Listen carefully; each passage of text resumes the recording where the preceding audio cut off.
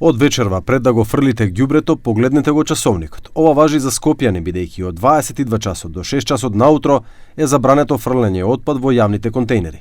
Советот на градот Скопје одлучи на овој начин да го спречи хаосот со отпадот во главниот град. Одлуката не се однесува на приватните канти за отпад пред домовите.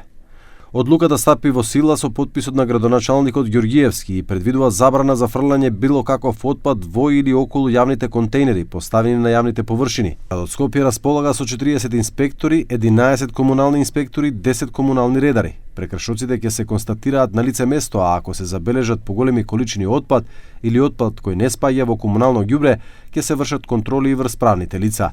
Инспекторите според најавите ќе патролираат и по полноќ за да ги фатат во прекршок сите кои ја прекршуваат забраната. Казната за граѓаните е 50 евра, а за правните лица од 1300 до 1800 евра, во зависност од видот на отпадот. Граѓаните велат дека одлуката е добра, но потребна е колективна свест за зачувување на животната средина. Добро за добробит на граѓаните, тоа е добро, али колку тоа ќе се спроведе, знаеш, најдолгиот пат е од главата до срцето кај човекот. Човекот треба да има преобразба во умот и потоа да преземе одлука. Дали ќе фрла, нема да фрла, дали ќе се почитува законот, нема да почитува. Се е до човекот. Има добри закони, ема луѓето не ги спроведува, тоа е.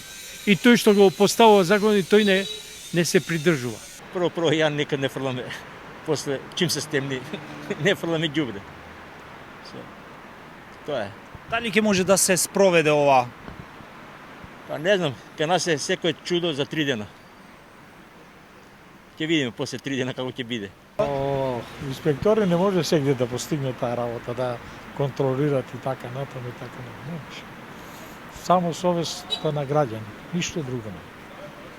Тоа треба да е јасно на сите граѓани. Кој ќе има ѓубре да си го изнесе онамо кај треба.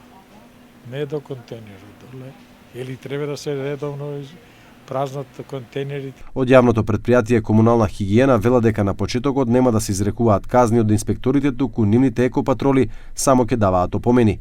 Ова е првиот предизвик во првиот работен ден на новиот ВД директор на претпријатието Драги Митковски и доаѓа веднаш по 72 часовната акција за чистење на главниот град од големите депонии со отпад.